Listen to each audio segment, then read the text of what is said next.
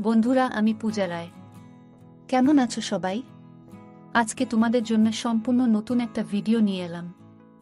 আমার আজকের ভিডিওটা আমার নিজের ছেলেকে নিয়ে।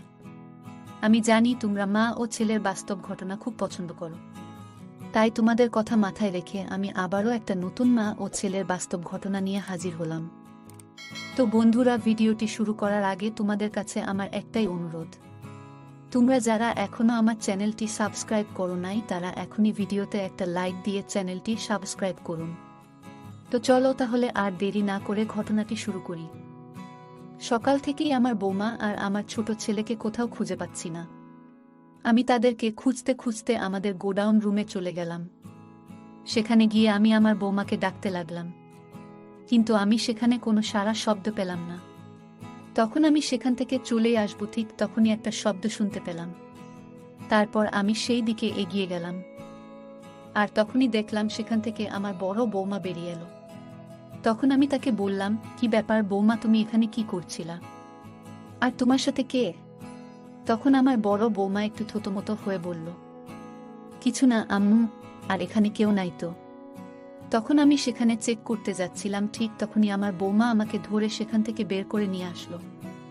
আমার দুই ছেলে, আমার বড় ছেলে বিদেশে থাকে আর ছোট ছেলে এখন কলেজে পড়ে।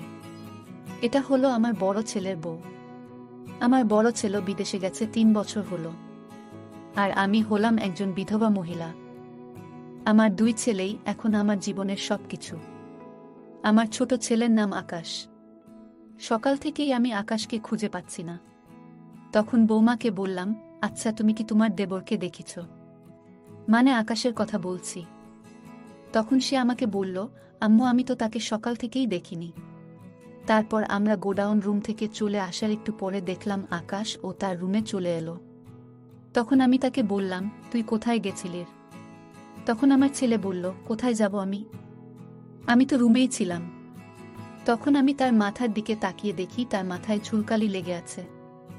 তখন আমার একটু সন্দেহ হলো, কারণ ঝুলকালি তো আমাদের গোডাউন রুমে ছাড়া আর কোথাও নাই। আর এদিকে বৌমা ও একটু আগে গোডাউন রুম থেকে বের হলো, আর আমার ছোট ছেলের মাথায় ও ঝুলকালি লাগানো। তাহলে কি আমার বড় বৌমা আর আমার ছোট ছেলের মধ্যে কোনো অবৈধ সম্পর্ক চলছে না তো? এদেরকে আমার একটু চোখে চোখে রাখতে হবে। তারপর থেকে আমার ছেলে যতক্ষণ বাসায় থাকে আমি তাকে সব সময় চোখে চোখে রাখতে শুরু করলাম। এবার আমি একটু নিজের কথা বলি। আমার বয়স 35 বছরও। খুবই অল্প বয়সেই আমার বিয়ে হয়। মাত্র 13 বছর বয়সেই আমার আব্বু আম্মু আমাকে বিয়ে দেয়। তারপর আমার এই দুই ছেলে জন্মগ্রহণ করে। তার 5 বছর পরে একটি সড়ক দুর্ঘটনায় আমার স্বামী মারা যায়। তারপর আমার এই দুই ছেলের কথা ভেবে আমি আর দ্বিতীয় বিয়ে করিনি। তখন থেকেই আমার এই দুই ছেলেই আমার সবকিছু। সবাই বলে আমাকে দেখতে নাকি হুবহু নায়িকা পূর্ণিমার মতো। আমার ছেলেদের মানুষ করতে গিয়ে আমি আমার নিজের যৌবনের চাহিদার কথা ভুলেই গেছি। যখন থেকে আমি আমার ছোট ছেলেকে চোখে চোখে রাখতে শুরু করলাম, ঠিক তখন থেকেই আমি একটা জিনিস খুব ভালোভাবে অনুভব করলাম। আমার ছেলে আমাকে কেমন জানি একটা অদ্ভুত দৃষ্টিতে দেখে। তারপর হঠাৎ একদিন তো সে তার সব সীমা অতিক্রম করল। সেদিন আমার বৌমা মার্কেটে গেছিল কিছু কেনাকাটা করার জন্য।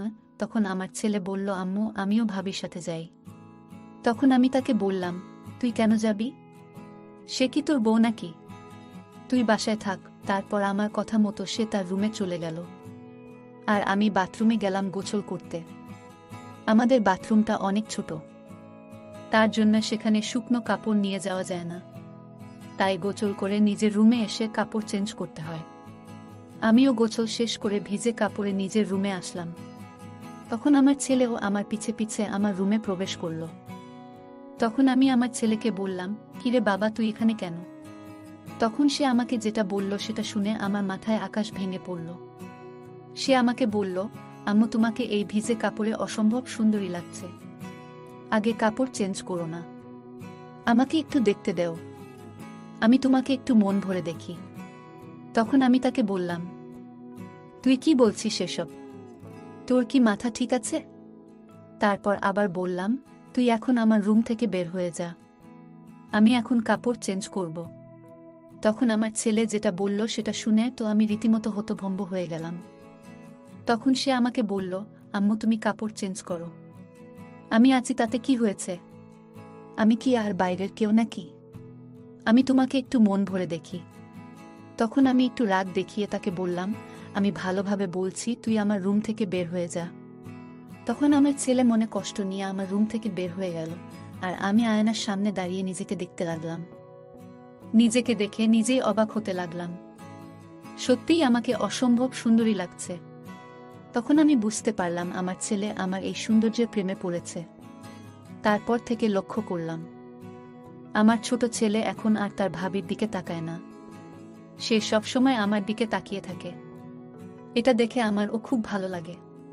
নিজের প্রতি নিজেরই গর্ব হয়। কারণ বাড়িতে একটা যুবতী সুন্দরী মেয়ে আছে, আমার বড় ছেলের বউ।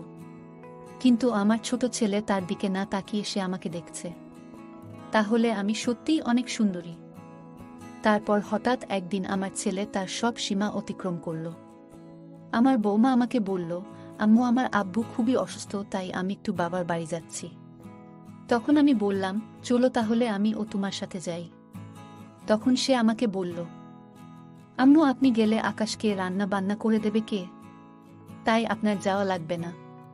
তখন আমি ভেবে দেখলাম, তাই তো বৌমা চলে যাচ্ছে, আর আমিও যদি চলে যাই তাহলে আকাশকে রান্না বান্না করে দেওয়ার মানুষ থাকবে না। তখন আমি বৌমাকে বললাম, ঠিক আছে তাহলে তুমি গিয়ে দেখে আসো, কিন্তু কি অবস্থা সেটা আমাকে ফোনে জানাবে। কিন্তু অবস্থা অনেক খারাপ হলে আমি চলে আসব। তখন বৌমা বলল, ঠিক আছে আম্মু। তারপর খাওয়া দাওয়া শেষ করে আমার বৌমা তার বাবার বাড়ি চলে গেল। তারপর ঘটল আসল ঘটনা।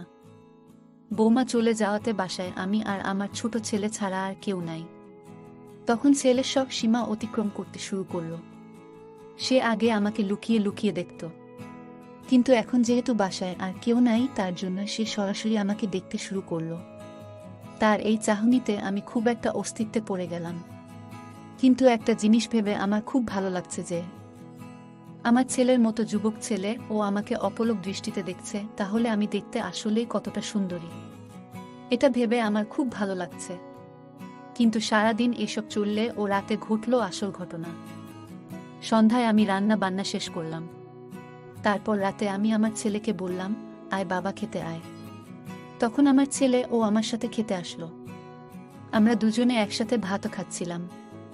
কিন্তু আমি একটা জিনিস অনুভব করলাম, আমার ছেলে আমার দিক থেকে তার চোখই সরাচ্ছে না।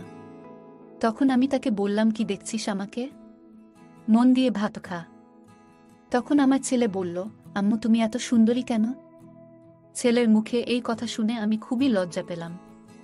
তারপর আমরা দুজনেই খাওয়া শেষ করে যে যার রুমে চলে গেলাম। তারপর যখন আমার হালকা হালকা ঘুম আসলো, তখন আমি অনুভব করলাম আমার পাশে কেউ একজন আছে। তখন আমি চোখ খুলতেই দেখি আমার পাশে আমার ছেলে শুয়ে আছে।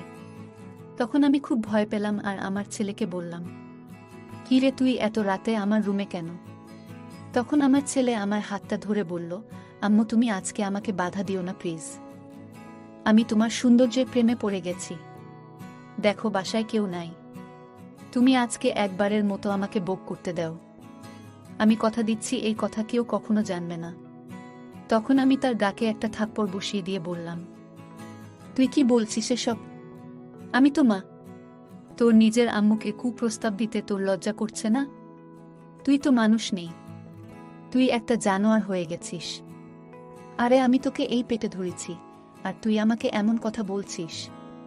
আমার কথা শুনে ছেলে তার মাথা নিচু করে বসে থাকল। তখন আমি বুঝতে পারলাম ছেলে তার নিজের ভুল বুঝতে পেরেছে। তখন আমি তাকে আবার বললাম, দেখ বাবা তুই আমার ছেলে, আমি তোকে একটা ভালো সুন্দরী মেয়ে দেখে বিয়ে দিয়ে দেব। তুই আমাকে যেটা বলছিস এটা অনেক বড় পাপ। তখন আমার ছেলে বলল, আম্মু আসলে আমার অনেক বড় ভুল হয়ে গেছে।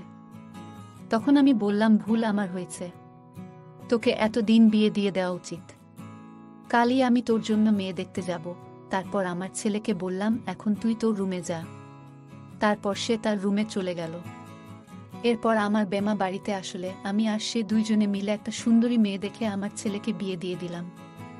তারপর তারা সুখে শান্তিতে সংসার করতে লাগলো।